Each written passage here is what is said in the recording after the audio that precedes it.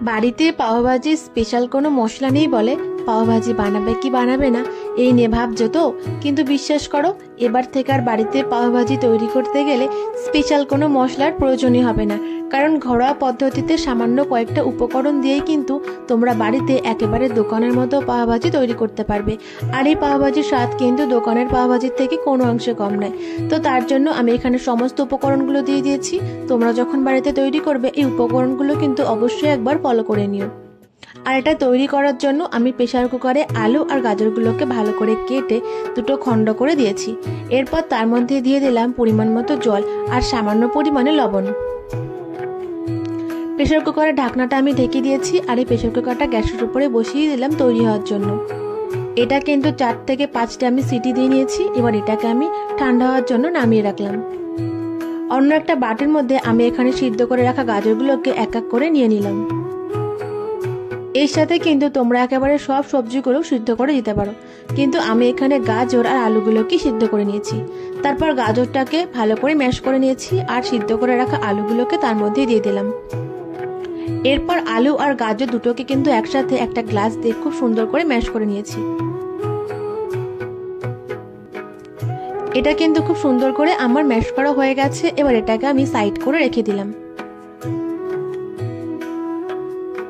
অন্য একটা কড়াইয়ের মধ্যে আমি কিন্তু এখানে দিয়ে দিলাম পরিমাণ মতো বাটার। পাওভাজিতে সবসময় কিন্তু বাটারের পরিমাণটা একটু বেশিই দেবে, তাতে এই সবজিটার টেস্ট কিন্তু ভীষণ রকমভাবে বেড়ে যায়। বাটারটা কিন্তু খুব সুন্দরভাবে গলে এসছে। এবার এখানে আমি দিয়ে দিচ্ছি পরিমাণ মতো রিফাইন তেল। যারা বাটার খেতে ভালোবাসো না তারা কিন্তু এই সবজিটা শুধুমাত্র রিফাইন অয়েল দিয়েও তৈরি করতে পারো। বাটার আর রিফাইন তেলটা কিন্তু সুন্দরভাবে গরম হয়ে এসছে। এবার এটাকে আমি হালকা একটু নাড়িয়ে নিলাম। এরপর এখানে কেটে রাখা ক্যাপসিকামগুলো আমি এক এক করে ছেড়ে দিলাম। ক্যাপসিকামগুলোকে কিন্তু একেবারে ছোট ছোট করে কেটে আমি ধুয়ে নিয়েছি।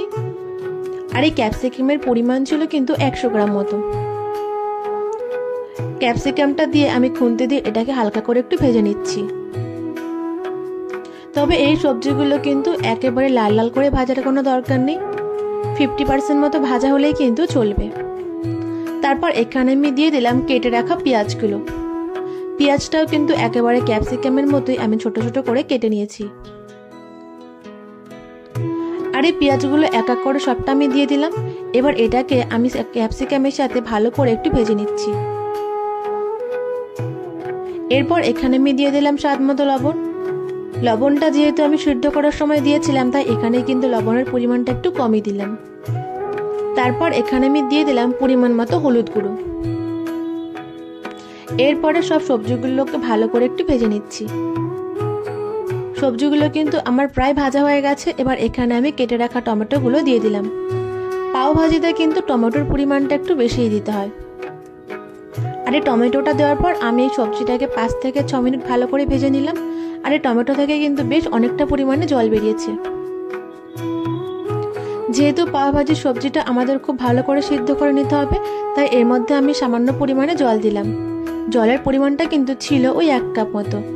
ব্যাস এটাকে এবার আমি খুন্তি দিয়ে হালকা করে নাড়িয়ে চাড়িয়ে রেখে দিলাম। এবার এটাকে কিন্তু একেবারে নিজের মতো ফুটতে দিতে হবে। এটা কিন্তু বেশ টকবক করে ফুটে এসছে। এবার এখানে আমি দিয়ে দিচ্ছি 1 চামচ পরিমাণে রেড চিলি পাউডার আর 1/2 চামচ পরিমাণে কাশ্মীরি তিখা লাল।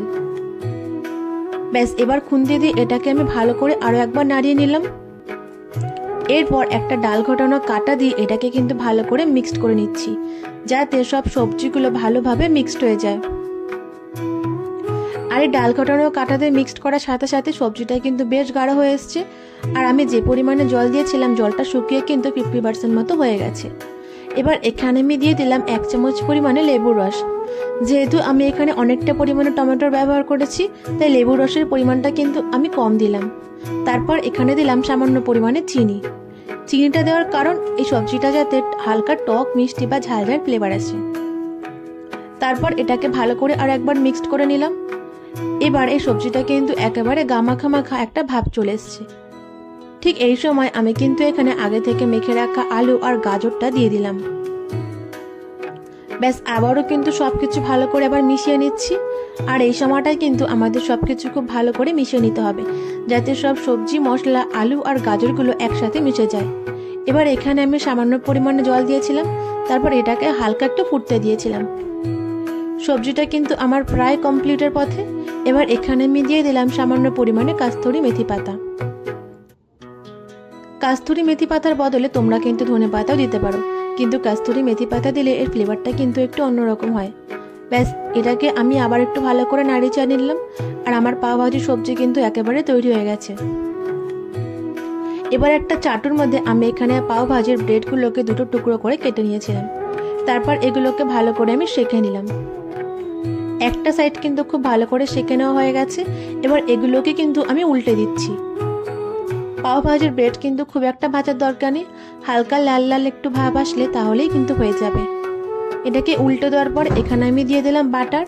এই ব্রেডগুলোর মধ্যে কিন্তু বেশ অনেকটা পরিমাণে বাটার। ব্যাস, আমাদের পাওভাজি কিন্তু একেবারে তৈরি। আর এটার টেস্ট এত সুন্দর হয়েছিল যে বাড়িতে সবাই খাওয়ার পর একটাই কথা বললো, এবার থেকে নাকি কেউ আর দোকান থেকে কিনে খাবে না। তোমরাও কিন্তু বাড়িতে অবশ্যই এই পদ্ধতিতে একবার পাওভাজি তৈরি করে আমাকে জানিও তোমাদের বাড়ির লোক কি বলে।